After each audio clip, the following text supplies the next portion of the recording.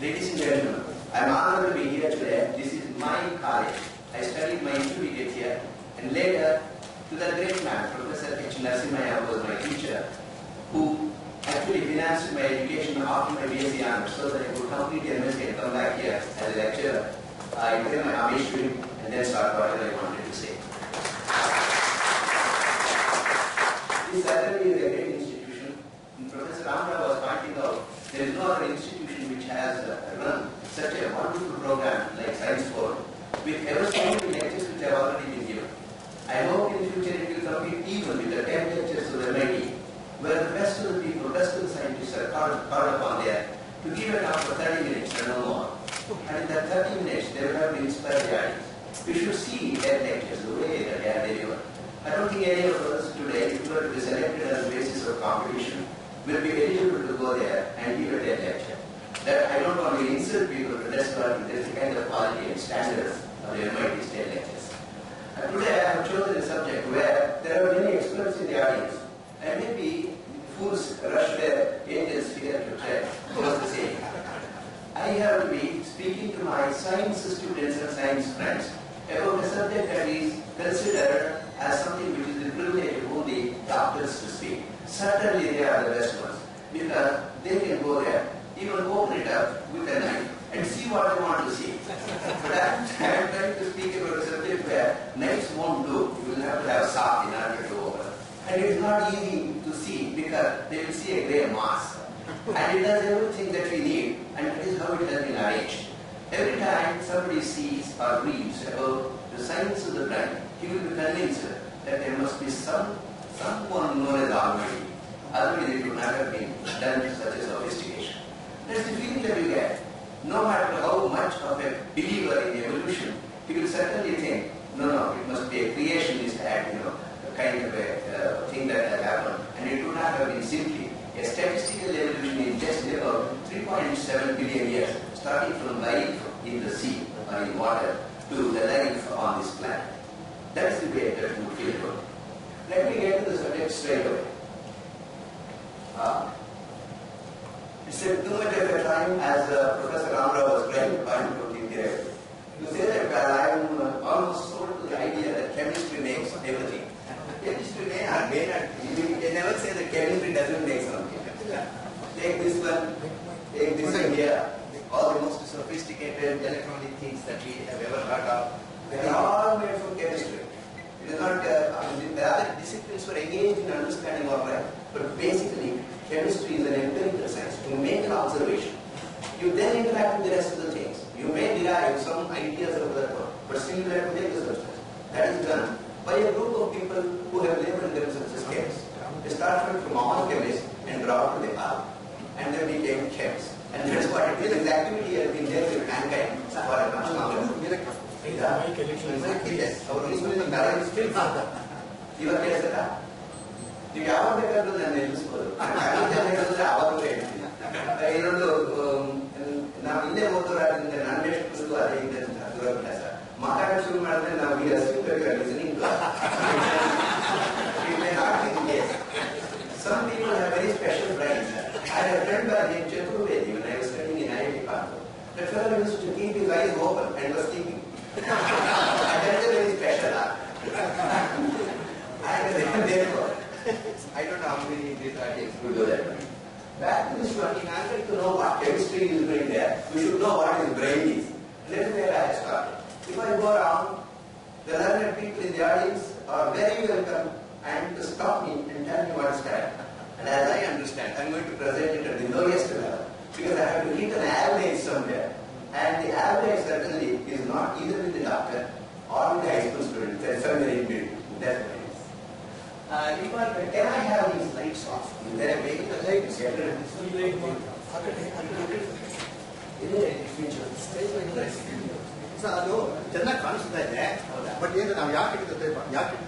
But this is covered in YouTube. Some friends in America that's okay. If you are comfortable, it's fine with me. No problem. important parts of the brain. You should know that of course things you put your saw and open it up. It's not so easy because you have to go from 5-6 layers, and ultimately if you want to open it up. And incidentally, this skull is not made up of one bone. There are 24 of them from here back to this one if you want to open it up. There are all those 24 pieces of the jigsaw puzzle have been put together. A good doctor can see that. The places where they are done are known as sutures. They are actually cartilage. It is not bone at all. First of all, when I was a student, I used to think, how did this brain, this skull really grow? Because it is growing outwards. From inside, it is going out, growing outwards. It did not have it because there are plates, and bone growth can take place, and that itself is a very fascinating subject. But nevertheless, if you were to open, you will find a mass like this. This actually is the cerebrum. This is the cerebrum of the cerebral cortex that you are seeing. And it has many parts. On the outside, you will see some 4 regions which have been pointed out. Pointing of regions has been done by these people who try to examine or to do experiments with the living beings.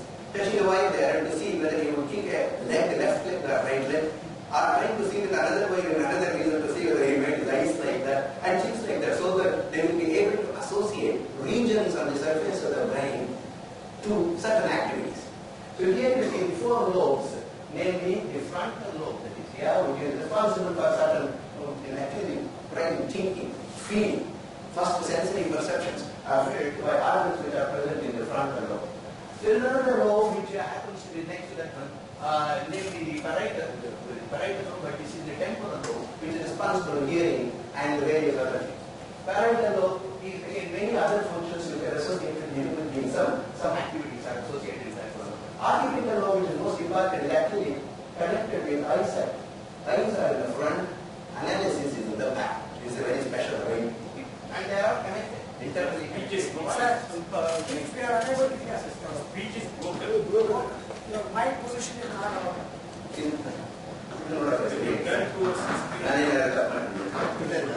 Caller have to legal center. Fine. Your case is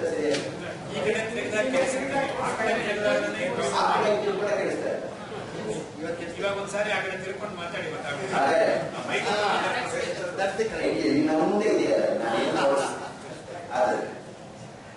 therefore, as I mentioned, there are 4 different lobes, at least that is the way that it has been organized. And if you were to start open, it can become right in the middle, because there is something which goes right at the middle of the abdomen, as if it is a valley. These valleys and these things are quite common here. Cerebral cortex is in 2 hemispheres, that's what it is. Underneath it are brain structures. The most important that actually happen to be associated, at least with what I am going to emphasize, are the things that are present there, namely the thalamus, which is one of the important organs of that one. Amygdala, corpus callosum, which actually connects the 2 halves of the brain. Hippocampus, which is necessary for the memory that we have. There are a large number of organs. As a matter of fact, as we go deeper, we will be first meeting with all these limbic regions, that we call limbic parts of the brain. And if you were to go still below, you will get a brain stem. And by the side of the brain stem is a structure which is almost like a Jadakartha, and that is known as cerebellum. And it is an important part because of our balance, for example, that we are talking, is important, and it is held by the cerebellum and those regions. Brain stem is also a participant in that. You cannot say that one particular region of the brain is actually controlling the entire function at all. Brain is never at rest, and brain interacts so completely with all other parts that to say whether this has been associated with that and that particular activity may not hold to be anymore, because the more scientists are trying to understand the brain, the more they see that activities are associated with all parts of the brain. The brain, if you were to look at from outside, what that really sort of tells. First of all, the brain material that we saw, that we are seeing inside, the material which is sort of folded and which looks grey. If you were to take it out, say, from the neck upwards, it weighs just about 1400 grams, 1.4 kilograms. That soft stuff which is there is about 1.4 kilograms. Take that bloody about 50 grams, depending upon a person who is developed normally, or who had some other history by which episodes in his life that have made him lose or not develop. In general, Guru was in everything is developed in brain or in belly.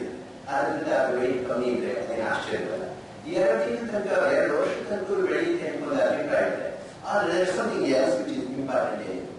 This whole thing on the surface is like that one, that valley kind of a thing. Valley is actually known as a sulci, a sulcus. The other one, the one which has rises above in this grey material, is known as a gyri. So there are these sulci and gyri which characterize the whole thing, which we call as a cerebral cortex. The cerebral cortex is actually a folded mass. If you were to take it out and spread, it will be as big as one sheet of the newspaper. That's what it would be. It's a big one, which has been simply put there. It increases the surface area by packing like that. Otherwise, whatever the nature's scheme was, if you were to build the brain, keeping it on the straight one, you would have a head which is 1 square meter, which is sitting just above our head. It would have been packed. But however, it has been packed in that way, there is a lot of surface area in that one. Much of the activities of what we call distinguished human beings is actually entirely in the cortex. There is a cerebral cortex, that's what it is.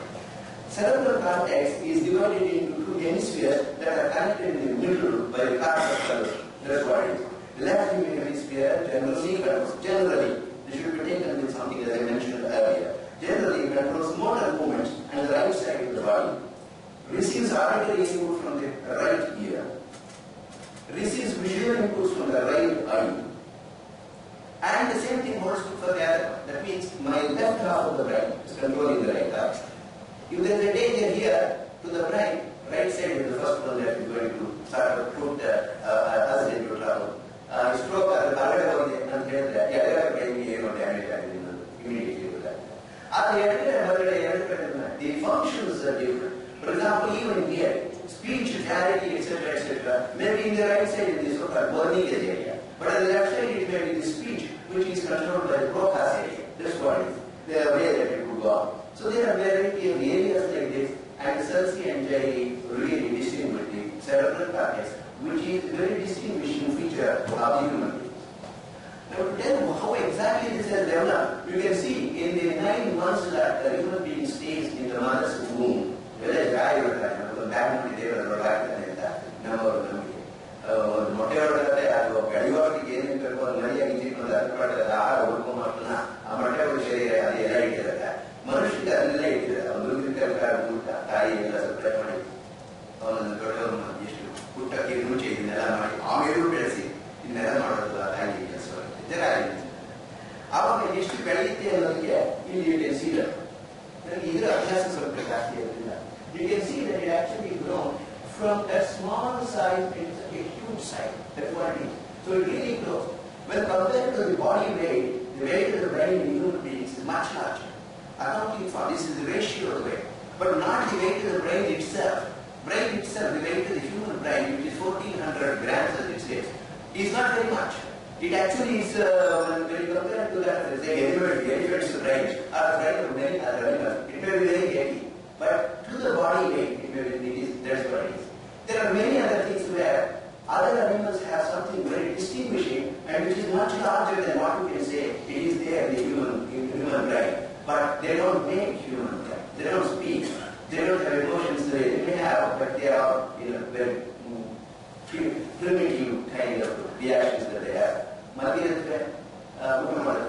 Matu Aula Santan and I think it has asked people, but wait till the play or do. Let's wait to play or do. Aristotle made characteristic. Other than that, those things are exclusive domain of human beings. That's what it is. Brain control and command structures are present in this particular thing. I tried to point out some of those things. You can see the cerebrum. This is the portion which corresponds to the cerebrum. This has been simply cut into half, right here across. That's what it is. And you can see large number of structures like that. This is the distinguishing connecting thing, where a large number of what we call as tracks, which connect the left and the right side of the brain are present. And beneath that one, the so-called limbic system, beneath the cerebellum that I was talking about, the brain stem comes here, which goes down further. I am not showing that from here, for whatever reason. The hippocampus, which is the most important part, because that is the memory set. Without memory, we are nothing. Supposing whatever I said now, the next moment if I forget, that will be a horrible situation to be in. Whatever I studied today, if I didn't remember tomorrow, human beings would have done anything other than what humans would have done. So it's an important important organ over there. Then there is this master gland, which we call as hypothalamus. It is a part of the brain, but it is also a gland. That is because if this center were to take care of the whole system, first of all, in paralysis that is mentioned, namely everything that we do, whether we think and move, hit another person, or are frightened, we are frightened, therefore we just run away, or we are going to fight. No matter what we do, all these functions, eating, drinking, sleeping, everything is controlled by this organ. This organ is actually 1.4 kilograms. It is a minor part of the total weight of the human being, as you can see. But it has some various other beautiful features which you are going to see later. In the next one, I am going to see that this particular organ which is made up of, if you were to expand it, spread it out, hold a microscope. No, microscope is not enough. You go to electron microscope and begin to see, you will see what are called as neurons. These neurons are the nerve cells. They come in different forms. Several forms of that one have been given here. This neuron is, when we say nerves, nerve is actually a bunch of neurons. Neuron is the cell. Human beings, all living beings, are living because there are cells which have come together to do that one. There are different kinds of cells. As a matter of fact, in human beings, the one which started off with the stem cell has differentiated into 200 different types of cells, not 100. And if you count the total number of cells which are present in that one, it is an astronomical figure. It is nearly 100 trillion cells. If you come to the brain, this command structure has neurons which number 100 billion. It is not something which has been guessed. There has been a lady who worked in Brazil who took a sample recently 2 years ago. I don't have the reference of that here. She stained that one and counted actually in a milligram of that one how many neurons were present by staining, and calculated for the total weight of the brain how much would it be. Believe it or not, in 100 billion, she had 97.8 billion. You can understand what it means. This is the total number of neurons of this kind which are present there.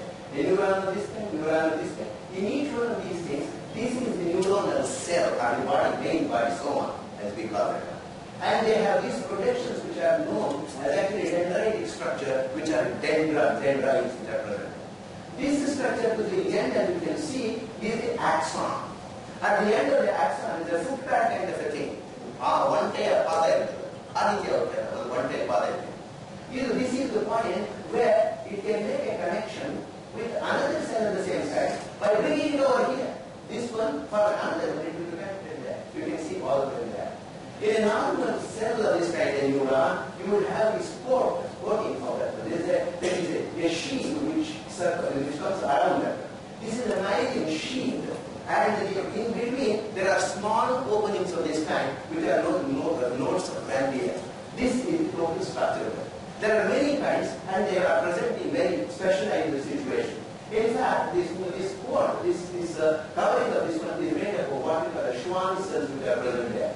70 to 80% that particular covering is actually made up of lipids, and about 20 to 30% of protein. That's what it is made up of. And actually, it's a very good insulator. That's what it is. An important point to remember. This word neuron was actually coined by Heinrich Wilhelm Gottfried von Werder. Adruti Satya Surinarayan Rao, there was a friend of mine. That is what it is. You have to make a joke. My uncle used to say, the very learned scholar, he used to say, you know, it would be a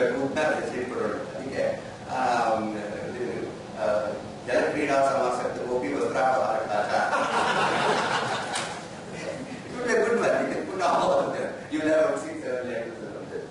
So that's what it would be. So in the next one, and you can see, if you can see clearly, there's a very you can see this one. This is one of those brilliant things from Harvard, a picture that I took from an Harvard journal. You can see those things, how they have been arranged in the top, the cortex region, which are layers. Actually, the cortex region is 6 different layers that are present there. And in that one, the neurons will look like any neuron will have a structure. In this one, there are neurons, and also by the side of that one, what we call as glial cells. And those glial cells I'm going to refer to later. Each one of these neurons which have these small projections or processes which are coming up as dendritic structure, they all combine or make the connections with the other axonal portions or even with the body. How many such connections do they make? Why do they make things? That is the way, that's the manner in which nerve conducts or sends the signal from one neuron to the other. Why this signal processing at all, we should see a bit later. But anyway, the number of connections that they make like this varies from 1,000 to 10,000 per neuron.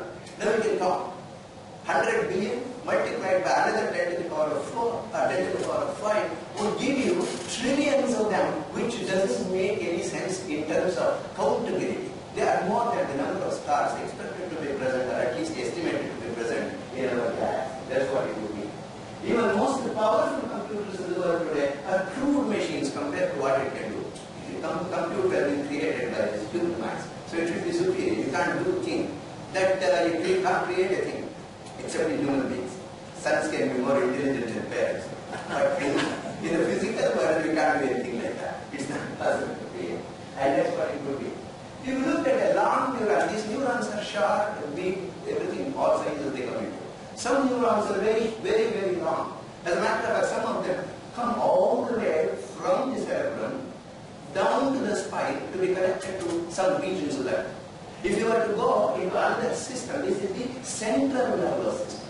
And we mentioned that central nervous system consists of the brain plus the one which comes at the at the back. You have the column, and that happens to be the backside, vertebral column, which is the sphere through which, out of that one, are coming all the nerve ends. I'll show you in another picture.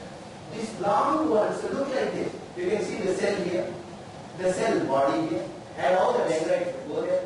Eventually at the Alzheimer's terminal, and a very large number of Schwann cells are created. These myelin coating around that one, or myelin sheet around that one, plus all those little why did it make a big tube which is anywhere flexible? No, that has a reason for that one, because nerve conduction will become very fast by this mechanism. That's what it is.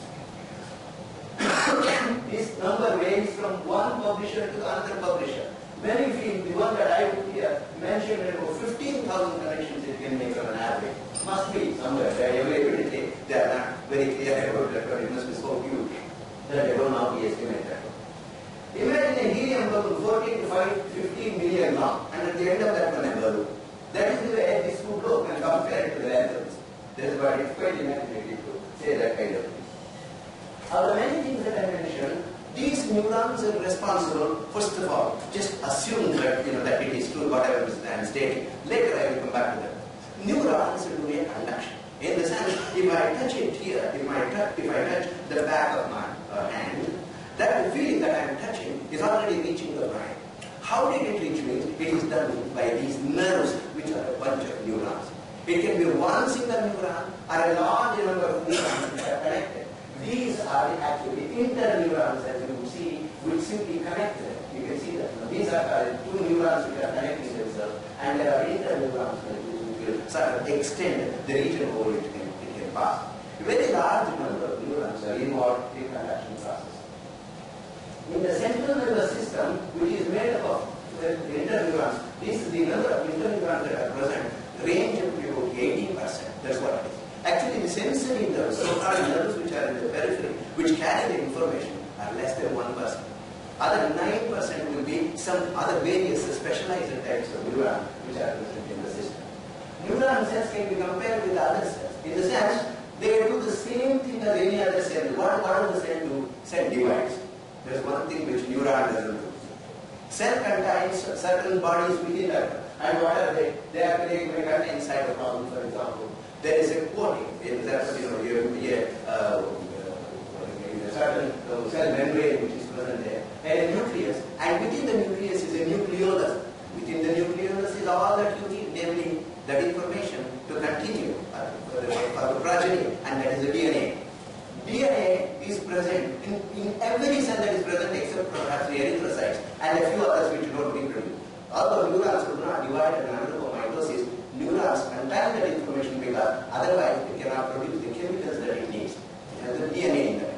And it is not just the DNA in the sense, just a portion of the gene which is necessary to make that one. The whole thing is present, it is copied the same way, the copied information comes out, and all the expression and the reproduction of the production of the other daughter cell in that one. All of those processes continue even in these neurons. The difference essence being neurons communicate with each other through an electrochemical process. That means there is something which process, it is not a copper wire.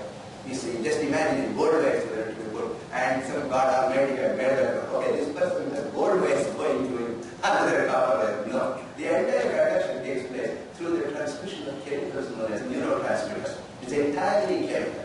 And this chemical motion of this one involves within the neuron creation of a potential gradient which makes it move as if it's an electrolyte. It's a charge that is moving, nevertheless. That's what it will do. And this is under a microscope how it would look anyway. I mentioned about the neurons which are present in the brain and which are the active constituents of that. There are semi-active or they have their own activity kind of cells which don't do the neuronal work, which can die, which can come out, which can also reproduce. There is very clear indication that they are produced within the cell. They are known as the glial cells. Glial cells are smaller in size and there is a large variety of them as you can see here. The main purpose of the glial cells happen to be to surround the neurons and hold them in place because they are such tiny things. If one were to go to the other and break the connection, yesterday I was removing somebody as Mr. So-and-so or Mrs. So-and-so. Tomorrow the connection is gone and you will ask who are you? And that kind of a thing can happen. That's a very dangerous situation and that doesn't happen. That structure has to be held. There is another reason for that one which will become clear a bit later. To supply nutrients and oxygen to the neurons. You might say, why should they be helping? After all, there are other structures which will come there. But eventually it so happens that these will provide the paths for the nutrients to reach them. Incidentally, right away to state that one, there are only two nutrients which can go to the brain. Brain is like the king organ in our system. It uses only very specialized, it can only metabolize glucose. So glucose and oxygen are the only two things which can go there. Alright, this king fellow uses only this much. Does he store that one? It's not. It doesn't store any of them. For example, in the body, you can do 1 Ekadashi and if you are going to Uttara, you can do 2. Honestly, I will be very familiar with that. 2 days. Family will be thinking about Saturday. 2 days, it will be using things which are there in the body. It will use the fat which has been there, some other thing which will be metabolized, and you will have the energy because it will be used in order to provide the energy. Brain, nothing like that. If the brain doesn't have enough glucose, he swoons. And if he swoons for too long, he is as good as dead. That's what it is. And that's why those who do certain very vigorous things must be, first of all, be careful. Earlier, people were very careful. On the day of the Dashami, the amount of calories that they will get will be sufficient for 3 subsequent days. And that was a very good plan that they had. So, that is what it would be. So, and also glial cells destroy certain pathogens. And the most important thing, as far as I understand it, the presence of microglia and the glia which is responsible for covering up all the wastage that occurs in the brain. Brain cells also have. In fact, the number of deaths that occur for brain cells are 200,000 per day. Because there are 100 billion of them anywhere. And by the time the person is about 70, I just crossed the 70, 80 and 90, they would have already lost anywhere from 5 to 20%. And that is why some small things would be forgotten. You would have said, kept the glasses over there and you would be asking your friend, did they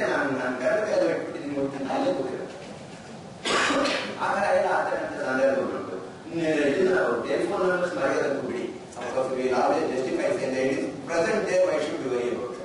But actually you don't remember. The same thing we should remember that. And all those things are done by the glial cells. The 4 important types of the glial cells are astrocytes, which are the blood-brain barrier, which is the most important thing, a mechanism that's unthinkable. And for those people who think that look, this has happened merely by statistical events, I think it is a big challenge to be able to digest that kind of an argument. Only your dendrocytes, or the myelin sheath, which I mentioned earlier. Microglia, which actually takes away, is actually a phagocyte. That means any kind of unwanted dead material is there. This is going to engulf that one, destroy it, take it up, and pass it out into the bloodstream to come out eventually, or to put that one into streams which will take it. It can put into, there are 3 different things, that fluids which actually move in our body, as you know. One is the blood.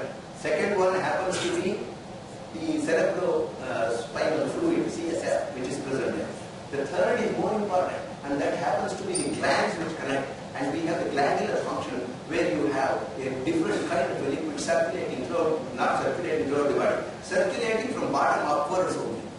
It can just only move upward. There is no way of it's going down. So very peculiar kinds of things.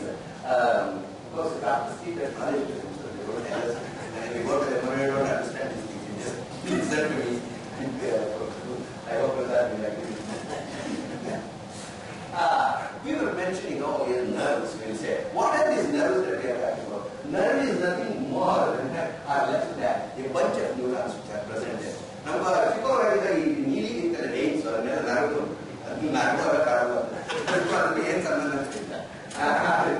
So that's what it is. I think we are a bit light-hearted, I hope you don't mind. A bunch of neurons are known as nerve in the peripheral nervous system. If the same neurons were to be there in the central nervous system, what they are, I'm going to tell you later. In the central nervous system, it is actually known as a tract. It is the peripheral nervous system, in the PNS, it is known as the nerve. And inside in the brain, tracts have been formed. Tracts have been moving, say, all the way from the prefrontal region back to the occipital region. You only mean by that one that there are tracks which are going, these nerves, a bunch of them, which have been put together and are going there. And similarly, for example, neuronal cells in the CNS. If they were to be present together, they are known as nuclei. One bunch of them, they were to be present, it is known as nuclei. But if the same thing were to be present elsewhere in the body, it is known as, ganglia. That's what a ganglia, a small one of them. This ganglia is very important because on the back of the body, which I am going to show you, that becomes the most important thing for the PNS. Here comes the central nervous system.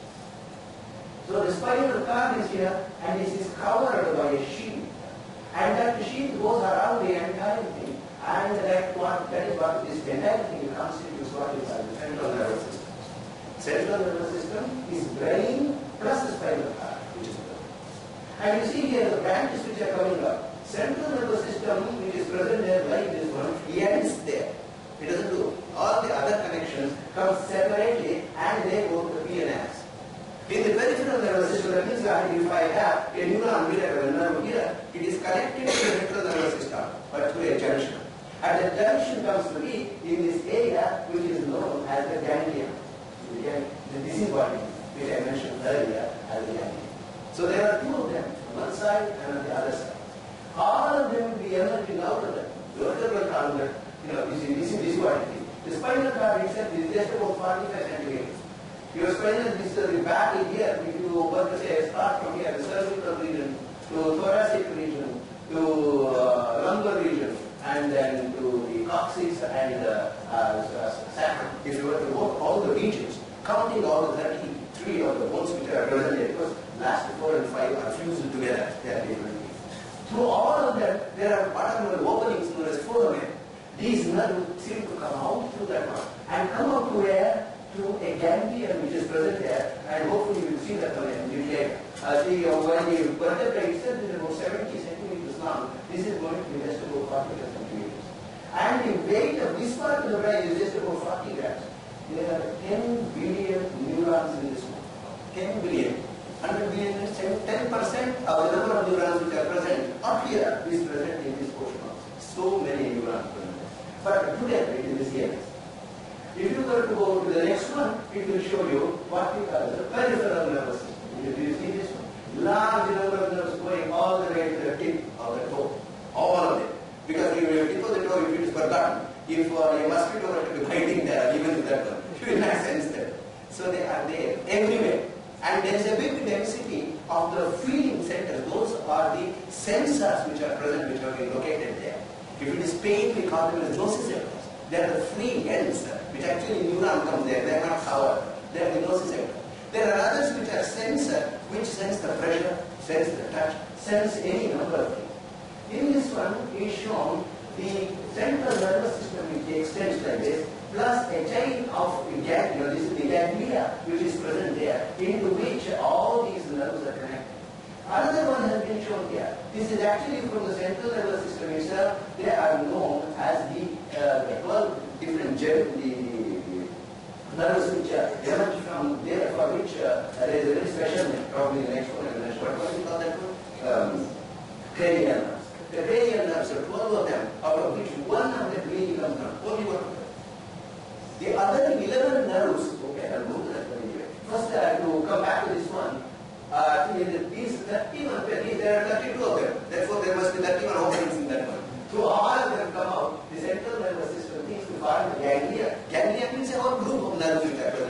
neurons which are present there, so that it makes an interface with that. Then they spread out to every part, including the innards of our body. In chuchputtre gottagalla ante illa. Ella bhagadalu namaare gottagutare.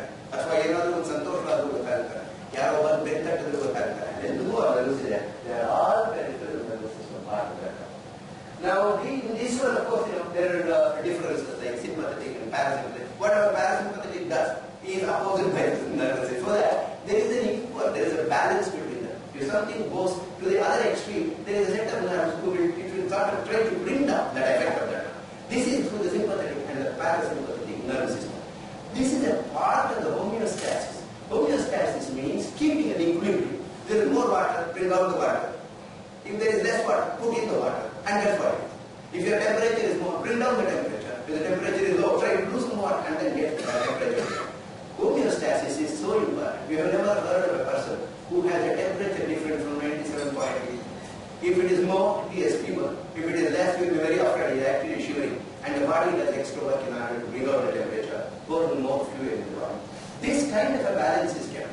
Incidentally, in Ayurveda, that is precisely what they were also thinking of. Balance of doshas. The doshas are balanced. That thing was emphasized long ago by these sages and seers who understood what they were. He was mentioning about the cranial nerves. So, although this is a very beautiful system.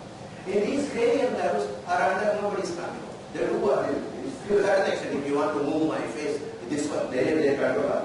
There is one nerve which is known as the vagus nerve, which goes all the way down, controlling each one of the heart. It goes to the heart, makes it pump. Goes to the esophagus, behave that one properly. Goes to our intestines and makes them work properly, peristaltic motion of the intestine. Goes to the kidney, makes it work properly and gives the signals when the bladder is full of water. Every single function of one nerve of that one, through the branches of that, is the vagus nerve. Even of that kind of a thing which are present there, which also branch, are taking care of, why what? Just above the neck. Nama mukha yenide, adashtu matra, in shirassin bhagavana, to take care of that one, there are 11 nerves. ಯಾಕೆ ಶ್ರೀ ಶ್ರೀಮಾನ್ ಅಂತ ಎಲ್ಲ ಕರೀತಾರೆ. ಶ್ರೀ ಶ್ರೀಮಾನ್ ಅಂತ ಕರೆಯೋದು ನೀವು ಹುಟ್ಟಿದ doctor ಅನ್ಸುತ್ತಲ್ಲ. ಶ್ರಯತೆ ಅಸ್ಮಿನ್ ಸರ್ವೇ ಜ್ಞಾನೇಂದ್ರಿಯ, ಎಲ್ಲ ಜ್ಞಾನೇಂದ್ರಿಯಗಳು ತಲೆಯಲ್ಲಿರೋದ್ರಿಂದ ಅದಕ್ಕೆ ಶಿರಸ್ ಅಂತ ಹೆಸರು. ಆ ಶಿರಸ್ ಇರೋದ್ರಿಂದ ನಾವು ಶ್ರೀ ಮತ್ತು Shrimati. So this has been what is happening, and that's why so many nerves are working. ದವಡೆಯಿಂದ ಕಳಕೊಂಡು, ಹಲ್ಲಿನ ಕಡೆ ಹೋಗೋದು, ಮುಖಕ್ಕೋದು, ಕೆನ್ನೆಗೋದು, ಕಣ್ಣುಗಂಟು ಬಿಡು, ಎರಡು ಎಲ್ಲ ಕಣ್ಣು ಸೇರ್ಕೊಂಡು ಈ ಶಿರಸ್ಸಿನ ಉತ್ಪನ್ನ ಆಗ್ತಕ್ಕಂಥ ಈ ನರಗಳು ಏನಿದೆ ಅಷ್ಟು ಕೆಲಸ ಮಾಡಬೇಕು ಮನುಷ್ಯನ ಶರೀರ. ಆದ್ರೆ ಇದಕ್ಕೆಲ್ಲ ಬ್ಲಡ್ ಸಪ್ಲೈ ಬೇಕು. ನಾನೊಂದು ಸ್ವಲ್ಪ ಬ್ರೀಫೇ ಮಾಡೋದಿಲ್ಲ, ತುಂಬಾ ಹೋಗಲ್ಲ, ನನಗೇನು ತುಂಬ ಮಾತಾಡೋ ಅನೇಕ ಆನ್ಲೈನ್ ಇದ್ರ ಬಗ್ಗೆ ಇದ್ದಾರೆ. ಇಲ್ಲಿ blood supply to the brain is the most important. Blood supply, how much do you think a 1400 gram media would require? On a normal distribution, now there is like the democracy institute for the population. There is it takes 20% of the energy for something which is 2% of the body weight. That is the amount of energy that is spent there. ಮಲ್ಕೊಂಡಿದ್ದಾರೆ ಏನು ಕೆಲಸ ಮಾಡ್ತಿಲ್ಲ ಅಂತ ತಿಳ್ಕೊಬೇಡಿ, ನಿಮ್ಮ brain ಕೆಲಸ ಮಾಡ್ತಾನೇ ಇದೆ. ಅಷ್ಟೇ ರಕ್ತವನ್ನು ಉಪಯೋಗಿಸಿದ್ರೆ 1,700 liters refined blood to the brain every minute. Please note that amount of it. But this blood ಹೋಗ್ಬೇಕಾದ್ರೆ 1 centimeter ಗಾತ್ರ ಎರಡು blood vessels ಹೋಗ್ತದೆ. If you have gone by some misfortune to get the Doppler thing done for your car, the blood vessels which are present there, for example, carotid vessels which go there, you would have heard they will put that if you wanted to hear that one. ಒಂದು ನದಿ ಹೊರಗೆ ಹೋಗ್ತಾರೆ, ಅಷ್ಟು ಶಬ್ದ ಮಾಡಬೇಕು. ಯಾಕಂದ್ರೆ ಅದು ಮುಖ ತಪ್ಪು ಹೋಗ್ಬೇಕು ಅಷ್ಟು ರಕ್ತ. ಅಷ್ಟು ರಕ್ತ ಹೋಗಿದ್ರೆ ಒಂದು ಕ್ಷಣ ರಕ್ತವೇನಾದರೂ ತಪ್ಪಿದ್ರೆ ಆ ಭಾಗ ಸಾಯ್ತು. Those nerves will be dead. That is what it is. 20% of oxygen has to be carried to the blood pipe. Oxygen is very important. And without that, it cannot. ಉಸಿರಾಡೋದು ಎಷ್ಟು ಭಾಗ? 20%. Only to that portion, not to other portions. That's what it is. If the blood supply is interrupted by any chance, say for example by the formation of a clot, a small clot or a big clot, it doesn't matter. Wherever the clot goes, the arterioles are the small ones which go there. Even if they were to be blocked, that neuron is dead. There is a stroke. There can be micro strokes, mini strokes, and strokes. Regular, visible, clear strokes which occur because of that.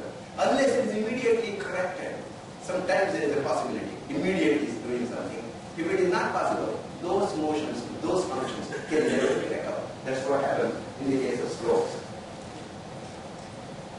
This brain, alright, this does all the things. What is the most important thing that we see? Most human beings are known for the kind of feelings that we have. We feel towards somebody, again as a friend. Oh, I met you after a long time. Or it's very beautiful memory. There's something which satisfies. It gives me a feeling of happiness. Similarly, suddenly here somebody is passing away or something. I am really distressed by that. That day my work is gone. What is it that makes us feel this way and do that? That feelings is very essential. ನಿಮ್ಮ ಹಸು ಅಲ್ಲಿರೋ ಹಸು ಸತ್ತಲ್ಲಿ ಎದುರುಗಡೆ ಇದ್ರೆ ಒಂದು ಸ್ವಲ್ಪ ಪ್ರಾಣಿಗಳು ಆ ಥರ ಒದ್ದಾಡೋದು ಆನೆಗಳು ಆಟಾಡೋದು ಇದೆಲ್ಲ ನಾವು ಕೇಳಿದ್ವಿ. ಅದು ಸಾಧಾರಣವಾಗಿ ವಿಚಾರ ಎಲ್ಲಿಂದ ಫೋನಿಂದ ಬಂದು ಅದೆಲ್ಲ ತಿಳಿದು ಅದು ವ್ಯಥೆ ಪಡ್ತಕ್ಕಂಥದ್ದು ನಾವೇನು ಹೇಳಿ ನೋಡಿ ಮನುಷ್ಯರನ್ನು ಡಿಸ್ಟಿಂಗ್ವಿಷ್ ಮಾಡ್ತಿರ್ತಾರೆ. ಅದಕ್ಕೆ ಬೇಕಾದಂತಹ ಸರ್ಕ್ಯೂಟ್ಸ್ ನೋಡಿ.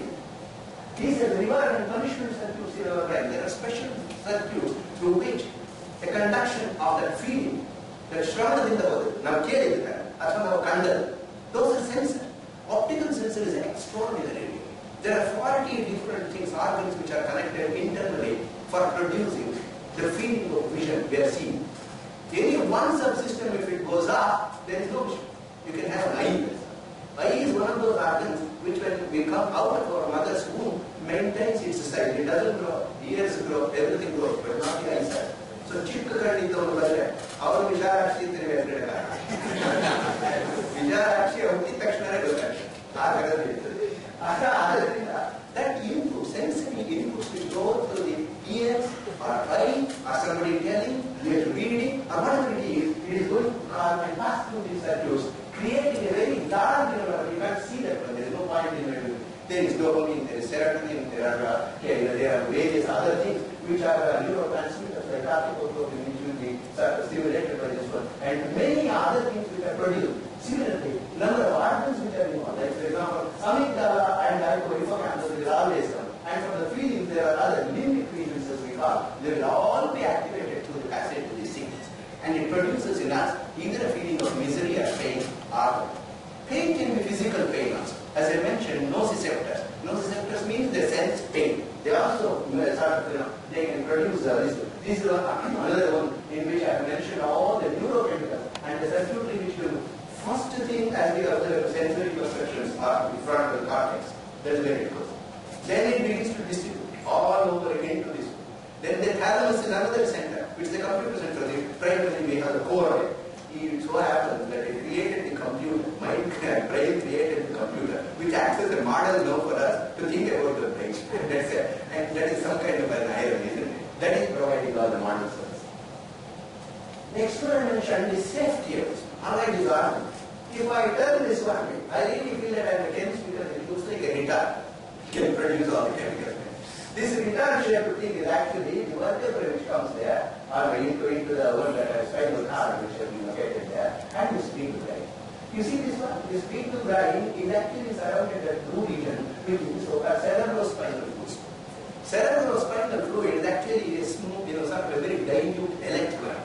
It contains far less proteins than even the bloodstream, or any one of them. If blood were to be simply completely filtered, it can be very well mixed with, the plasma can be actually mixed with the cerebrospinal fluid. This cerebrospinal fluid is going to be made by a special organ.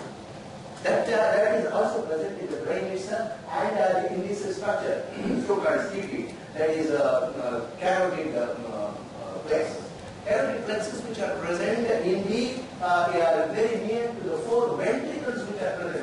These are the ventricles which are present there. They produce, they are not every cancer. It is synthesized or it makes cerebrospinal fluid. Why is cerebrospinal fluid? What does that do? The weight of the brain is 1400 grams if you were to weigh outside. This brain is actually floating in the cerebrospinal fluid and its weight is actually 15 grams. Look at that. Because it is a soft structure. Supposing I took away the cerebrospinal fluid, putting some syringe and taking it up, it will simply settle itself into the bottom of the trunk. Other weight is the neurons. See, man can kill himself by the absence of the fluid, because neurons can damage themselves in the absence of the fluid. This fluid happens to be something like 200 cc's of that one which is present there. And in a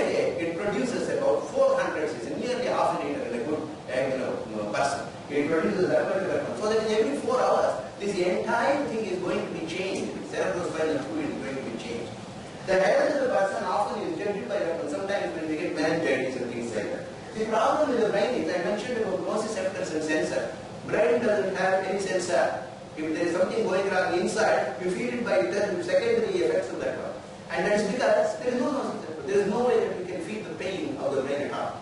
You will have some blood flow which is interrupted, something swelling, and eventually those will complain to the brain, look, fellow, your health is not good, something bad is happening to you. That is the way they will feel.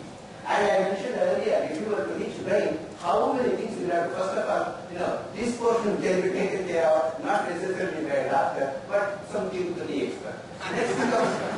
Next comes, he doesn't go to likely very state. Mother Kapoor went to other Kalare born and understand that. Isn't our guys always like for the element? Other than that, you have very appearance and meningeal 2 layers which are put together into what we call the dura layer. You know that one is the ironite layer. You know that one is the biometer which sits tightly on the gray matter that we mentioned, simply close to that. So how many layers before you reach the brain? How well protected is that? Now you know this vital organ, how well protected this happens to be, and the cerebrospinal fluid which keeps it up like that, floating and subjected to any kind of damage. That's what it is. The protective fluid circulation you circulate after sooner fluid the secrete to cerebrospinal fluid has accumulated. It has created pressure case. There is a hydro in this one, and the effect of that primarily the circulation will lead to a cranial pressure which is present there, which is also a damaging brain. First, hydrocephalus happens to some child children. When they are born, they will have a big head, which looks like big. Because this can expand because there are 24 pieces of that one.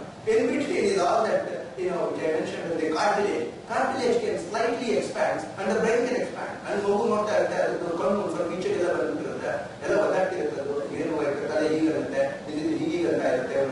ಇದನ್ನೆಲ್ಲ ಡಾಕ್ಟರ್ಗಳು ಬರೋದು ವಿಚಿತ್ರವಾದಂಥ ಕೆಲವು ಈ ವರ್ತನೆಗಳು ನೋಡಿ ತಕ್ಷಣ ಹೇಳಬೇಕು, ಅದಕ್ಕೆ ಅದು ಮಾಡ್ತಾರೆ. What I would like to mention is this kind of a fluid which is circulating. How did it start the circulation? Circulation is started at the birth rate. ಸಾಧಾರಣವಾಗಿ ಮಗು ಹುಟ್ಟಿದಾಗ ಇದನ್ನ ತನ್ನ ತಾಯಿಯ ಗರ್ಭದಲ್ಲಿ ಈಚೆಗೆ ಬಂದಾಗ ಟಕ್ ಅನ್ಸುತ್ತೆ, ಸ್ವಲ್ಪ ಎಲಿಪ್ಸೈಡ್ ಆಗುತ್ತೆ.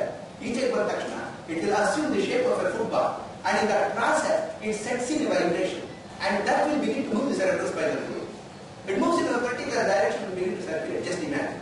Of course, the question arises as what would happen to those who undergo cesarean operation.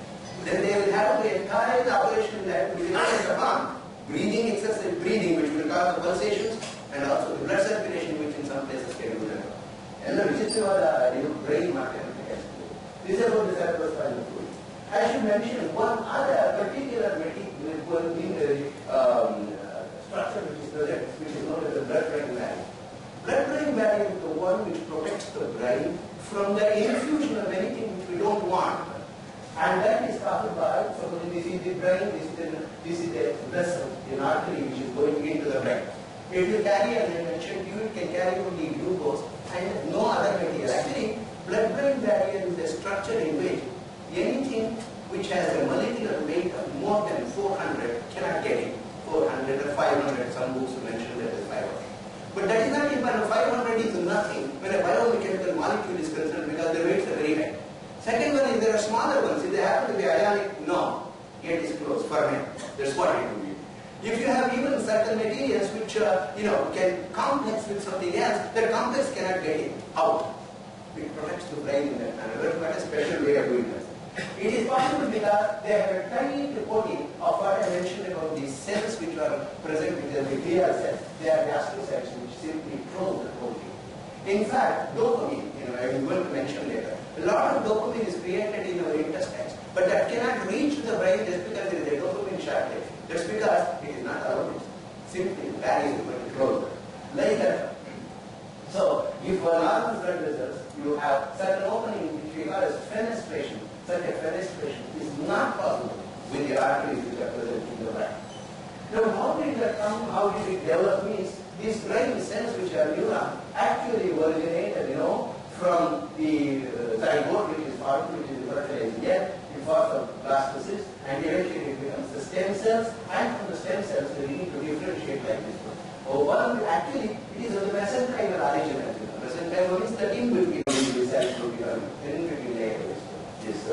wherever plastocysts are.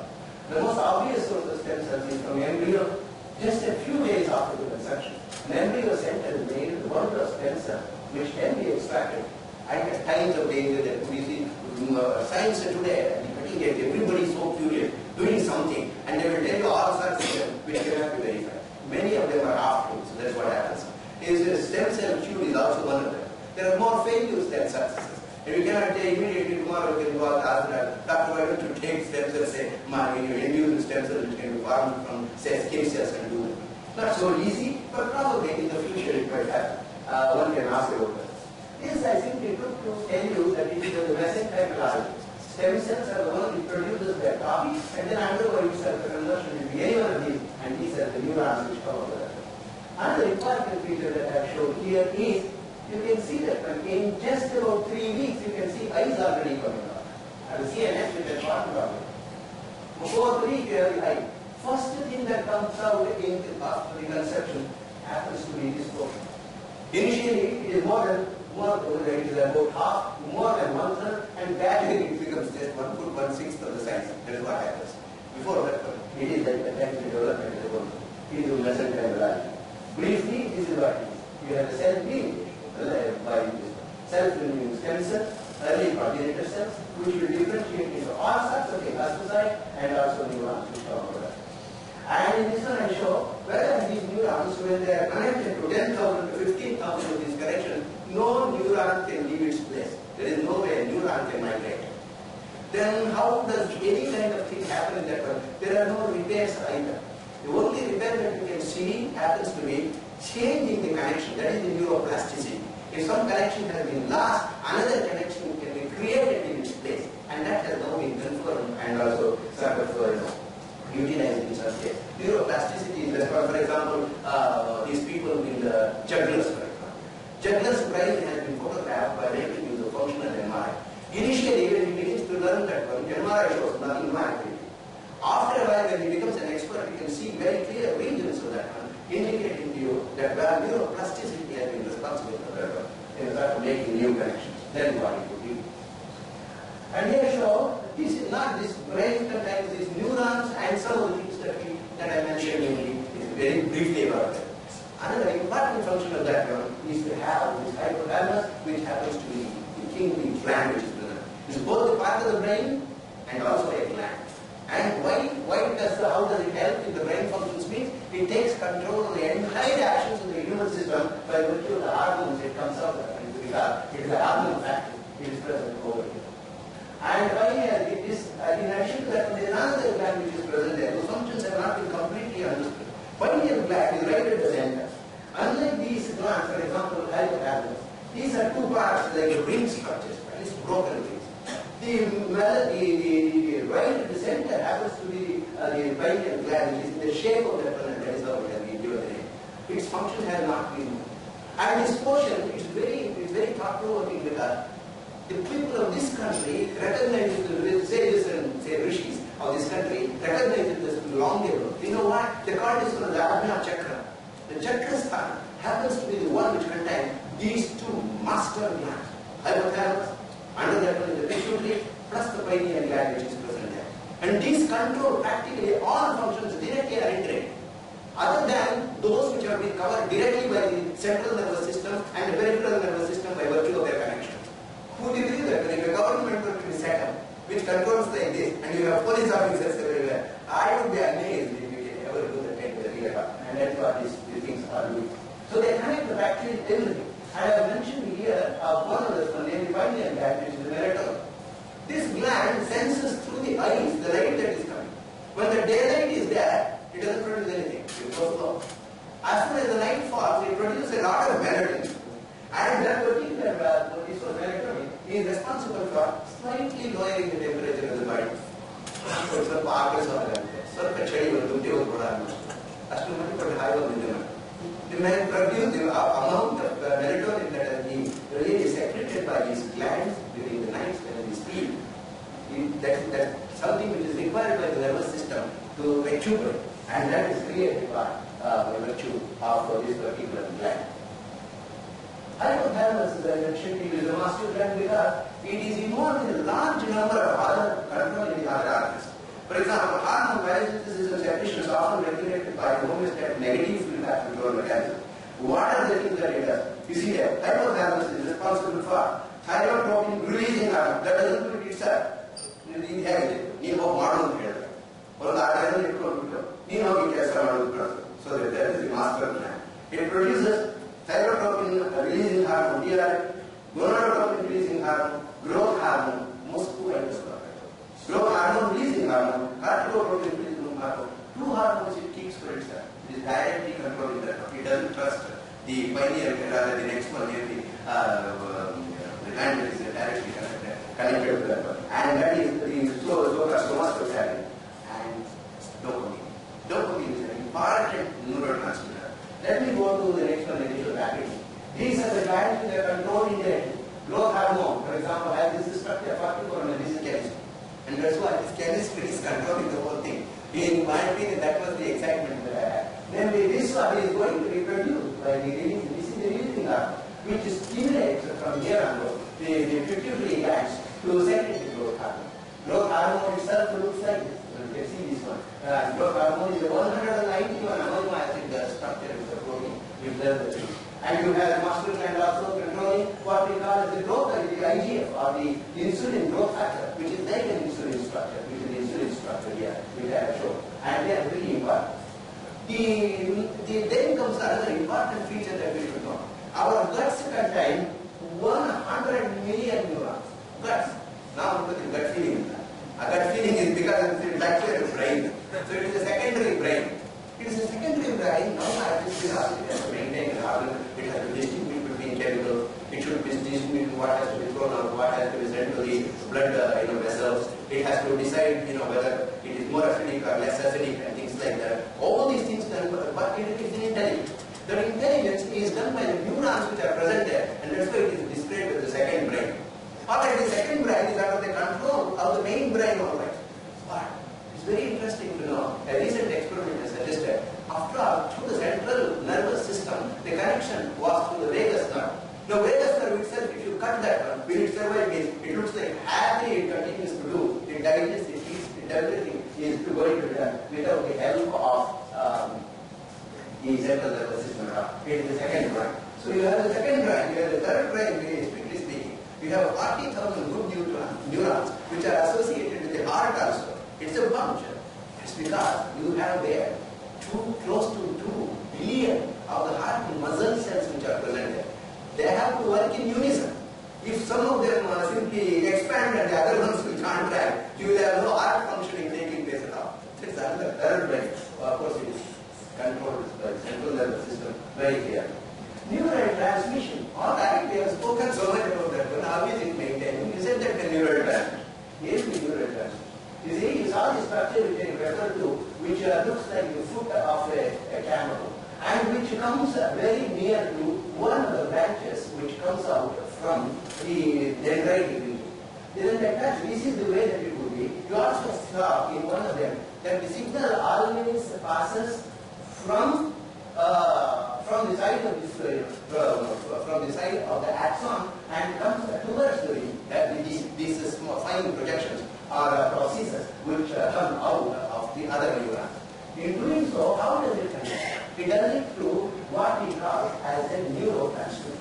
Neurotransmitters are present in the small structures known as vesicles. ನೋಡಿ ಇದೇ ಇಷ್ಟು ಸಣ್ಣದು ಅದು ತುದಿನ ಒಂದು ಬ್ಯಾಗ್ ಆ ಬ್ಯಾಗ್ ನಲ್ಲಿ ಒಂದಿಷ್ಟು ಏನು ಎಂತ ಅದ್ಭುತ ಇದು as soon as there is a signal, and what is that signal we should say?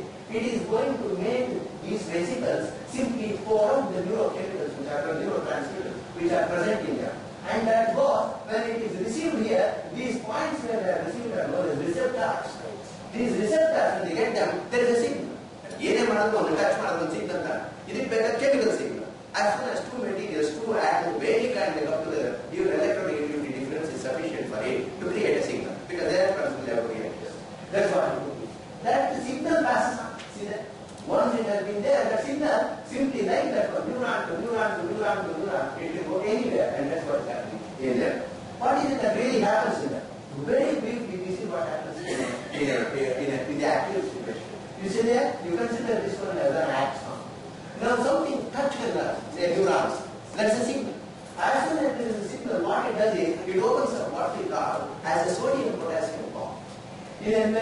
neuron is present. Let me see. This is a good one to start. You see that? This is the way. See, this is the cell set. This is what I put here. Around the cell is the cerebrospinal fluid which is there, which is basal. On the surface, a very well structure, you have a membrane equilibrium, a donor membrane equilibrium, which physical chemists are very aware of. And what happens is outside you have a positively charged surface because you have excess of sodium chloride on this side, some of which will be coming into the interior, the perimeter of the interior. And the inner surface is actually negative in charge. When the sodium potassium pump is sort of a opening is there, suddenly there will be a rush of more of the sodium into this. No, this is actually negative in charge. Therefore, potassium, sodium will try to come there. They are small, smaller than the potassium, they rush in. Potassium will now try to go out. This is how the equilibrium. When the sodium is rushed, as you saw in the previous one, the potential right around that one is going to shoot up. This goes up to from -7 to -30, that is what it will be, to go to +40, and that will be a 70 millivolts signal which will come there. It's not a big current, but it's 70 millivolts signal that will come. And this happens because few sodium ions went in, a few potassium ions came out. Less came out and more went in. As soon as the signal is over, they just close out. They close the sodium potassium pump and will just come back because sodium ions will migrate again to restore the donor membrane equilibrium. And that is what happens in this phase. This is the relaxing phase. If you look at how it is happening, the signal rises, comes down and goes to the threshold level, and this is the resting potential as we call it, the ascending potential with which that particular portion that we were actually putting. So this has come. Now how does it proceed? It proceeds like this one. See that? This one pump works like this, and the conduction of that is very poor anyway, 67%. Unless another thing takes place, it won't be. So this potassium, so this restoring the equilibrium produces a pulse. That pulse will go to the next node of ganglia. That's what it is. And that will produce another one. That means it produces the second, a third one. And you see the signal itself begins to move. So the signal has been passed over the axon or through the axon by virtue of the operation of sodium potassium pump in these materials. What has caused that one is a neurochemical which was let out. Okay? Neurochemicals, what are these neurochemicals? Are they specific to the specific job? Very briefly, neurotransmitters are specific to the neuron system. In a particular region, the same neurotransmitter may do a thing which is different from what it does in another situation. In the brain itself, dopamine in one region may do a different thing than dopamine in another region. It is the same neurotransmitter, but there are a large number of them. Today, it is recognized that there are more than 100 different neurotransmitters. Of them, some 4, 5 or 6 of them are extremely important from the point of view of working with the central nervous system. There happens to be the aspartic acid, acetylcholine, which is sort of related to the memory, epinephrine, large epinephrine, serotonin, and dopamine. These two are, of course, a sort of very large spread of its activities throughout this thing. As you can see, example of what a drug does in this particular case. Take, for example, the case of a person who is suffering from schizophrenia or from depression. Go to the doctor, they will suggest a medicine. What does it do? Normally, there is this vesicle from which a neurochemical comes out, is taken up by the other portion of the dendrite, and that happens to be the transmission of the signal. This can be interrupted. How does it get interrupted? Number one, a large number of those neuromolecules come out, but the receptors might have been clogged up. If they get clogged, then you have a problem. You cannot give the same amount of the transmission of the signal. If it is more, it is one thing. If it is less, it is another thing. If it is less, it is a depression. The feeling of having lost something, or unnecessary, alien enthusiasm, and the head comes sitting, that is depression. Now, giving better away. Jumping up and down for no reason at all. And if it goes even to the extreme, you are daydreaming, you are sitting and imagining next president, the reasons for which Mukherjee may not be able to get elected. So I will do it. So imagining yourself to be doing something which you cannot. And that is schizophrenia. Living another personality within yourself, which you imagine is important or great. That can be done, that is because these neurotransmitter excess or smallness, or the quantitatively, will have to be correct. When it is excess, that means when excess is produced, they will be taken back by these vesicles. It is extremely, sort of economical living, so to say, our neurons. They will be taken back by the vesicles. This is what is known as reuptake. If the reuptake is interrupted, you have excess of drug. If the reuptake is not working, you have a problem. If the receptors are blocked, you have a problem. If the receptors are open, that's also a problem. So it must work very optimally. And for the two situations I have mentioned, what kind of chemicals will do what? Because they will be either affecting the reuptake or they are going to start to remove the clots which are present there. That is the way that it could work. And there is something beware that this is a different kind of drugs that young people are used to. If you never heard of them, anyway, you will never be yourself for the young people in particular. Because by mistake or by company, you will challenge, hey, chemicals are not and this is your brain. See, for example, dopamine release. This is a normal drug. This is how we put it. You look at what happens. This is your brain and drugs because all these have been clogged and there is a lot of dopamine which is present. You are high, you stand on the roof of the building and begin to say, I can jump to the other place. You will jump all right and that's the end of it. That one jump will take the whole thing. And that kind of a situation, you will have to be very, very bad. I don't mind, I would like to. People and drugs are wasted all the time and don't grow at all. Being high tells us that certain parts of life we process our experiences and ideas and develop insight. That's what it is. Without this, you will be 90 when your body and everyone are 32. That means you polish your entire existence. That is why you go higher. That's what it is. A body isn't something charming or with herbal tea. It makes one wasted. If it isn't, people would smoke. That's why. So one should not go for marijuana and that kind of thing. Recognition, brain recognition is also funny. Sometimes it recognizes it by the shape. You see here, a brain chemical known as anandamide. The drug is producing that effect. No, it's anandamide. It is one of the present. And there is a drug which is known as THC which has the same shape. And this will be mistaken for a chemical and its concentration in the brain can do the damage. The problem, of course, is not all the drugs that they make can go to the brain. It has to dissolve in the blood, go there, bloodstream. At the blood-brain barrier, it must not recognize, it will ask it to get out. In spite of that, somehow, by virtue of this kind of a thing, if it can get in, you have the damage that will be done. That should not be done. I mentioned about this happy and unhappy outsweeping. Everyone will think that's why cinema is not going to that's why anything that in here bus stand and hut at the end of the you have to bear that is I know yes, mindless cartoons, Fascinian cartoons, Mercedes and Ruffinian. These are 4 different kinds of things which are present on our skin surface, which will recognize different types of that. In addition to this one is the one which I mentioned in the nociceptor, which is the free ending of the nerve. It is very uncoated. Therefore, one tooth doesn't go to himself.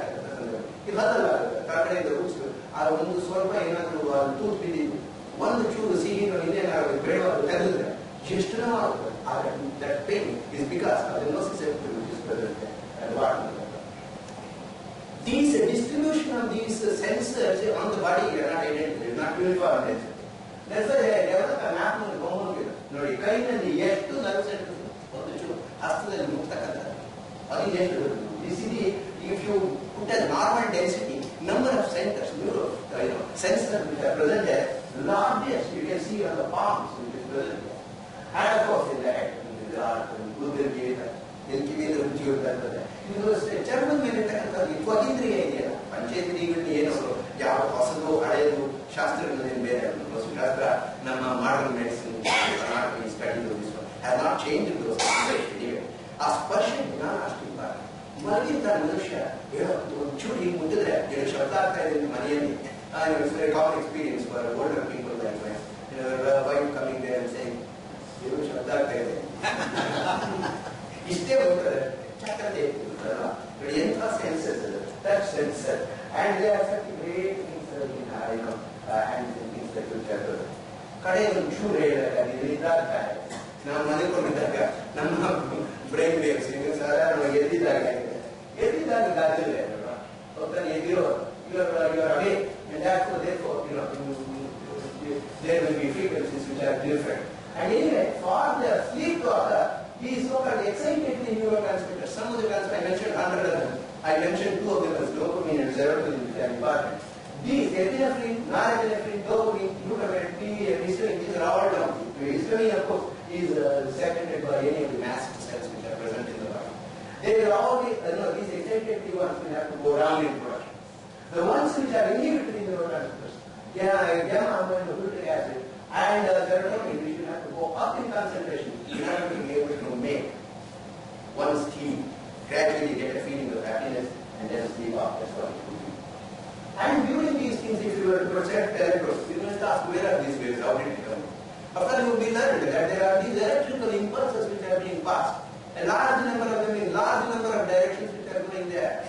They will have to be in unison in somewhere, and they will produce patterns of this kind, which are known as brain waves. Not the brain waves that we normally refer to. And there are these things. Supposing we are in deep sleep, sushuptyavastha. ಯಾರಾದರೂ ಇನ್ನೇನೂ ಗೊತ್ತಿರೋದಿಲ್ಲ. ಯಾರು ಸುಶುಪ್ತಿಯಾಗಿದ್ರೆ ಭಾಳ ಸುಖವಾಗಿ ನಿದ್ದೆ ಮಾಡಬೇಕಪ್ಪ ಅನ್ನೋದು. ಅವ್ರಿಗೆ ಗೊತ್ತಿರೋದು ಎರಡೇ ಆಗಿನ ಕಾಲದಲ್ಲಿ ಏನಂದ್ರೆ ಟೈಮ್. ರಾತ್ರಿ ಎಲ್ಲ ನಿದ್ದೆ ಮಾಡ್ತಾರೆ. ಟೈಮಿಂಗ್ ಕಾನ್ಸೆಪ್ಟ್ ಒಂದು ನೋಡಬೇಕು. ಇನ್ನೊಂದು ಚೆನ್ನಾಗಿ ನಿದ್ದೆ ಒಂದು ಸುಖವಾಗಿದ್ದೆ. ಇವೆರಡು ಕಾನ್ಸೆಪ್ಟ್ ಇನ್ನೇನು ಗೊತ್ತಿಲ್ಲ. ಸುಶುಪ್ತಿಯಾವಸ್ಥೆಯ ಈ ಎಲ್ಲದರ ಮಹತ್ವವನ್ನು ನಮ್ಮವರು ಹಿಂದೆ ಅನಲೈಸ್ ಮಾಡಿದ್ರು ಅನ್ನೋದು ಒಂದು ಸ್ವಲ್ಪ ನಾನು ಆರೋಗ್ಯದ ಹೇಳ್ತಿದ್ದೀನಿ, ಯಾಕೆಂದ್ರೆ ನನ್ನ ವಯೋಕರ್ಮಕ್ಕೆ ಅನುಗುಣವಾಗಿರುತ್ತೆ. When you read many of the things that have been done by our people, you will feel very proud that your forefathers did that. Thousands of years ago, they were able to talk about this. Mandukya Upanishad is not today.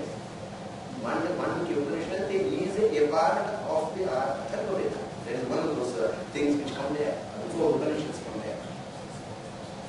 Anyway, back to this one. Therefore, this is Sushuptyavastha, 1 to 3 hertz. ಇದು ಹಾಗಂತ brain ಕೆಲಸ ಮಾಡ್ತಾರೆ ಮಲ್ಕೊಂಡಿರ್ತಲ್ಲ, ಅದು ಮಾಡ್ತಿರೋ ಕೆಲಸ ಬೇರೆ. ಅಷ್ಟೊಂದು ರಕ್ತ ಅದಕ್ಕೆ ಆಕ್ಸಿಜನ್ ಹೋಗ್ತಿರುತ್ತೆ. ಡೀಪ್ ರಿಲ್ಯಾಕ್ಸೇಷನ್ ಇದ್ದಾಗ, ಇನ್ನು ಸ್ವಪ್ನಾವಸ್ಥೆ ಆದ್ಮೇಲೆ ಡೀಪ್ ನಿಮ್ಗೆ ಏನ್ ಬೇಕು, ನೀವು ಸುರಸುಂದರಿ ನಿಮ್ಮ ಕನಸಿನಲ್ಲಿ 48 hertz. ಆಲ್ಫಾ 9 to 14 hertz, ಇದು ರ್ಯಾಪಿಡ್ ಮೂವ್ಮೆಂಟ್. ಇದು ಮಕ್ಕಳು ಮಲ್ಕೊಂಡಿದ್ದಾಗ ನೀವು ನೋಡ್ತಿದ್ರು ಮಕ್ಕಳು ಇನ್ನು ಯಾರು ಅಬ್ಸರ್ವ್ ಮಾಡ್ತಾರೆ rapid movement. REM beta 15 to 30 hertz ಗೆ ಓಡಾಡ್ತಿರುವಾಗ ಅವರು ಮಾತಾಡಿ ಇದು 30 ದಾಟು ನನ್ನಂತ ಕೆಲವು ಬೇಕಾದ್ರೆ we are excited all the time ಕರ್ಕೊಂಡು ಹೋಗಿರ್ತಾರೆ. And certain people will be more. That is the way that you would see brain waves being created. And the hippocampus, which I mentioned, is the main memory center. I showed that in one of the ideas. Why am I afraid? And that's because of the memory. I mentioned about sleep. How does it memory itself? Those who have come, who have visited various places of the world, like for example, Paris Metro, if you were to go there. If you want to go from, say, Paris Central Hospital, it's somewhere there, to another place there, you mark that place, it will tell you from where you are standing, lights will glow. Exactly like that. Here also, neural transmission, these signals will pass from one to some center over there. That's what it is. If you repeatedly do that one, if you just touch that nerve, it will go to there. ಯಾರೋ ಅವರು ನಾವು ಮುಖ ಹೀಗೆ ಇದ್ವಿ ಅಂತ ಒಂದು ಸ್ವಲ್ಪ ಜ್ಞಾಪಿಸ್ಕೊಂಡ್ರೆ ನಿಮ್ಗೆ ಜ್ಞಾಪಕ ಅಲ್ಲಿಗೆ ಹೋಗುತ್ತೆ. ಯಾರು ನೀವು ನೋಡಿರ್ತೀವಿ ಅದನ್ನ ಅನೇಕ ವೇಳೆ ಸ್ವಿಚ್ ಮಾಡೋದ್ರಿಂದ ಅದು memory register.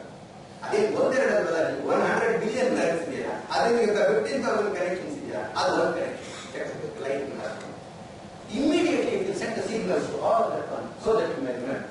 In fact, memories are of various kinds, and the memory organs that are involved in that one are not only hippocampus, but primarily it comes to the cortex.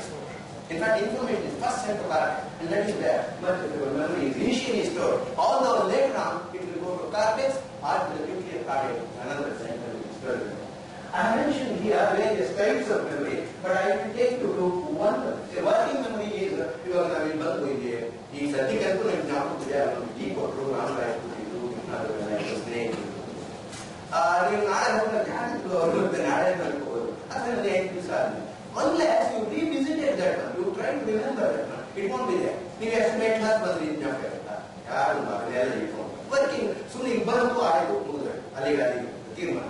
ಕಾಸು ಕೊಟ್ಟನಲ್ಲ ಅವನಿಗೆ ಅವ್ನು ರಸೀದಿ ಕೊಟ್ಟಂದ್ರೆ ಅವ್ನು ಕೊಟ್ಟನೆಲ್ಲ ಆ ರಸೀದಿ ನಾನು ಏನ್ ಮಾಡಿದ್ದೆ ಬ್ಯಾಂಕಿಂಗ್ ಬಂದು ಇವೆಲ್ಲ these are all present in so called working memory, very short. They exist only for a short time, and they are primarily located, as you can see, it will just get into our cortex and vanish. There is nothing more than that. There is another kind of memory known as non-declarative memory. This includes the skill of learning, implicit learning, primary, civil, classical, conditioning, etc. Over particular non-declarative. Rather, non-declarative, just the non-declarative memory does not require the hippocampus or related structures. Only the lab is non-declarative.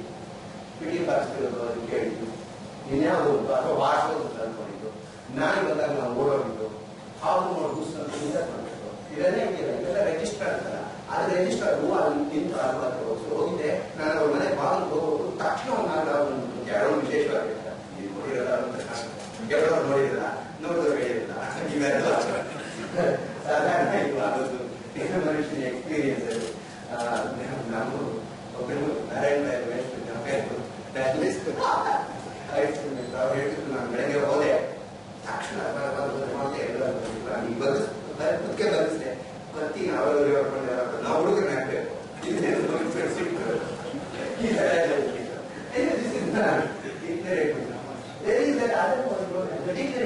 which is the most important. We study, we remember that one, we also see, we do whatever number of things. We just have to remember. You have to pass an examination, you read that one and remember. All this is the declarative memory. What does it do? Declarative memory, it takes to the hippocampus and then to the cortex and then keeps on doing the repeatedly going up and down. Getting the oral level for places that you see, etc. This will go to the hippocampus where it is retained for 2 to 3 years. More than that, it is sent to the I think I'm taking more time than I should. Memory mechanism model. Memory this is a very good way. This is known as Aphasia California, a slug, a sea slug. Everything has a memory of her. It has only about 20,000 neurons. That's what it is. It's got an open memory. 20,000 neurons, 20 columns of neurons. Top to. That is the coming. Our neurons same the neurons in the neurons in the slug. So they were able to connect both of them up, try to understand many of these mechanisms, how the signals are set, and then one important because biggest problem that will arise in today, particularly for nations which have become not just free but also economically sort of prospering, is that the average age of the human beings, actually statistics say that we are living for a longer time. Living longer is not a blessing. Living longer is an invitation to many problems, particularly that which is related to osteoarthritis. It would be really nice if you think of that one. And that sounds negative. If somebody lives up about 60, 65, it goes up. There is no such mechanism, unfortunately. But if you live 60 years after that one, you have a great probability that you will be into a problem of Alzheimer's disease. The 4 dreaded diseases connected with the brain, which are all neurodegenerative diseases, are Alzheimer's, Parkinson's, Huntington's disease, the fourth one is multiple sclerosis. All of them are degenerative diseases. All of them can affect anybody who is in the older age group. Rarely those who are younger, because the younger individuals, it is unlikely to happen. The example I chose this Alzheimer's disease because a lot of studies are going on.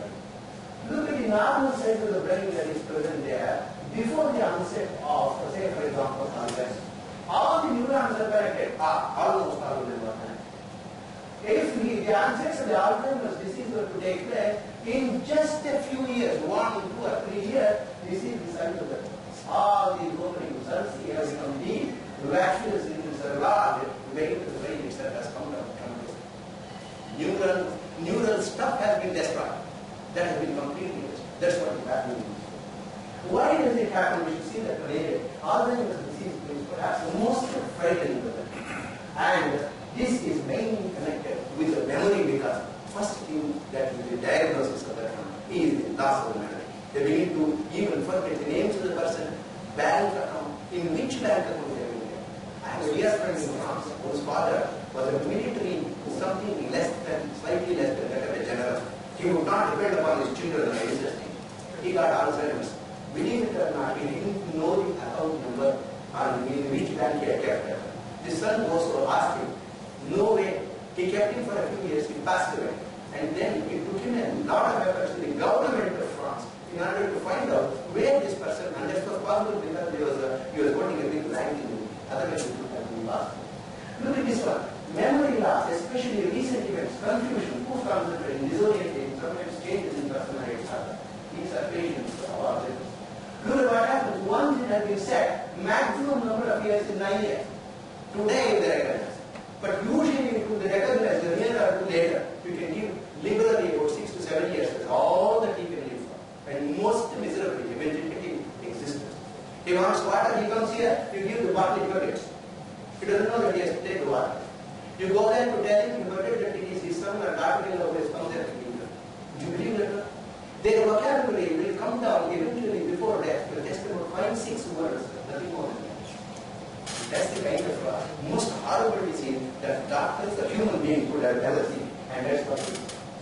How will attachment that for me? This is positron emission tomography. I would have liked to, in any other circumstances, go deep into this one. What is the new technique?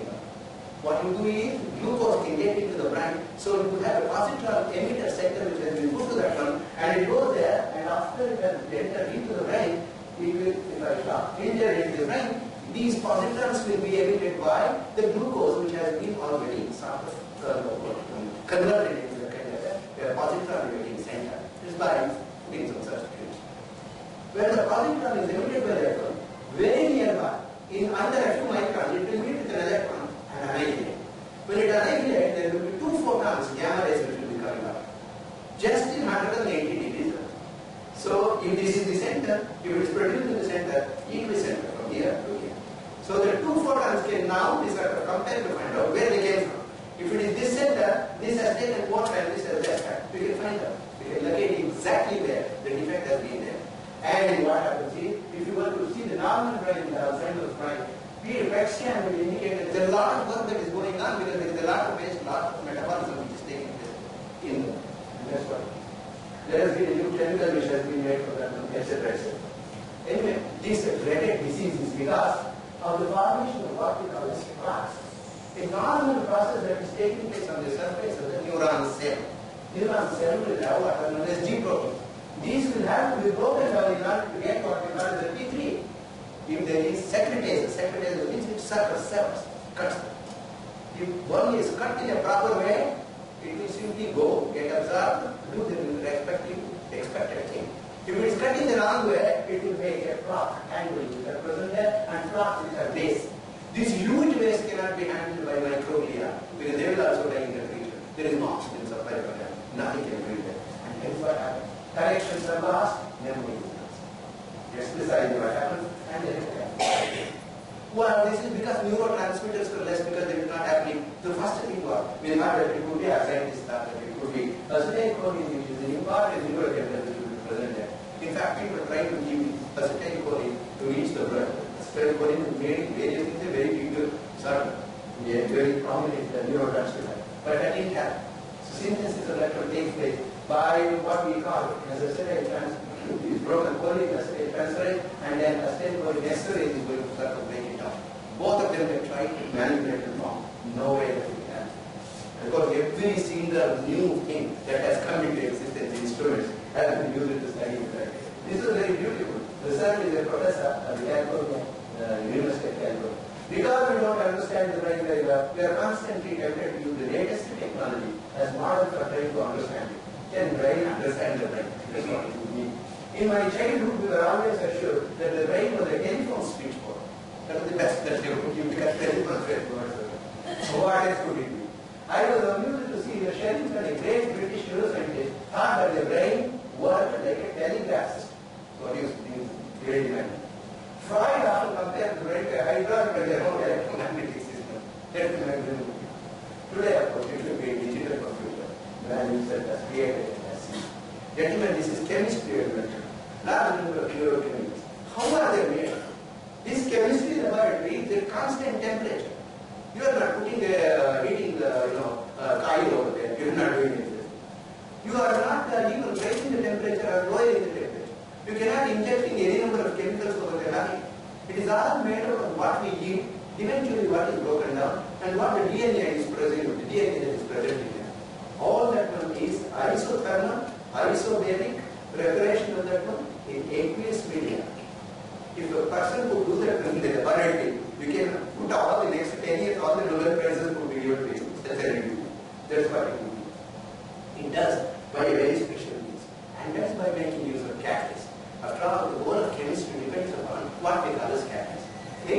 90% of all the chemicals made in the world today and sold are made by making one or the other gases. Starting from sulfuric acid, the largest chemical, all the polymers which make the largest market, everything that you know of is made by 80%. In the human system, 100%, no questions asked. All of them are done by making use of what we call as a catalyst. These catalysts are the enzymes. So many enzymes are made in this system, countless number of enzymes that are made. If you want to kick off a proton, you have an enzyme. If you want to attack a methyl group, you have an enzyme. If you want to make an unstable oxide stable, you have an enzyme. What happened? All these enzymes are ready and available there. A neuron, after all, with 100 billion neurons and 1 trillion glial cells are present in this one volume. How much of space do you have there? How many molecules can be present there? It makes it readily there. If the neurotransmitter concentration is less, it has to synthesize it. That is chemistry. The most challenging, perhaps the most fascinating chemistry takes place in the brain. As just an example, I mentioned enzymes of brain. These are all amino acids that are present there in peptides. Tarkari, ಇವತ್ತೇನೋ ಒಂದು ಯಾವುದೋ soap ತಂದು ನಾಳೆ ಮತ್ತೊಂದು ಬದನೆಕಾಯಿ ತಂದು ಅವರು ಹಾಕಿ genetically ಮಾಡಿಬೇಕು. Whatever it that you do, eventually it has been broken down into these molecules. All of them are done like that. And from there, you are going to human beings take care, take additional help in order to synthesize. Sometimes teaching them and doing that. Do you know that you have microbial populations in our system, which is a very huge number? If you start, say for example, in your stomach, where the acidity, here you have started the pH of the medium, which is 3 point, the acidic medium, you have 0 to 10.3% per gram. If you go to jejunum, the next portion, it is 10 to the power of 4 already. If you go to ileum, which is the first, the stomach, duodenum, jejunum, ileum, colon, eventually. That's what we do. Look at the colon. 10 to the power of 10 to 10 to the power of 12 of these bacteria which are present there. They are Escherichia some kinds, E. coli. E. coli with his cousins, E. coli's cousins, friends, brothers-in-law, everybody is there. There are 500 different types of them which are present in the immune system. They take them, they make particular. This one has to be broken, one particular kind of E. coli will do that. Another kind to join them. Third kind is another to do that. Whole chemical factory is present in just that 32 feet long in a sort of intestine which we have. So many things that happen. If you look from the neck downwards into the top of the esophagus to the end of the ears, you have enormous quantity of enormous chemistry which is going on constantly. You should know that one of the neurotransmitters is the gas nitric oxide. There are many others which are there, they do the job. Gases are produced. And of course, gas production is a no human being because you have about 15 to 20 emissions in a normal human being and much more in the other cases. We should not do it. It is this chemistry which has been going on, which has been doing. I have a small example of what is being done in our system, for example. Serotonin and dopamine. How they are synthesized in the body. This is the biosynthesis. Another thing, dopamine by another route, which is another different, another route. In each one of these places, in those little sacs, we are producing this chemistry. To the end, I should really be happy because I don't see many people like that. He's taking more time from it. Coming back to the brain, you should start at 5:30, that would be blessed. And the president should give more opportunity to the speakers. But he is the master ceremony, so he is very see the kind effect of the brain features. You see here, what has been written here is, this blue one is the physiology. The second one happens to be attitudes. The third one is emotion. See, the green one is emotion. They become very emotional at my age. That's all. But if you were to look at the physiology, your brain growth and your ability, you don't acquire any great things after about 20 years. If you come to 27 years, that's about the maximum of all these things which can be there in an optimal science. About 27 years, all of them will come down, including thinking ability, organizing ability, emotions only, everything will be there. That's what it is. Government of India doesn't like that.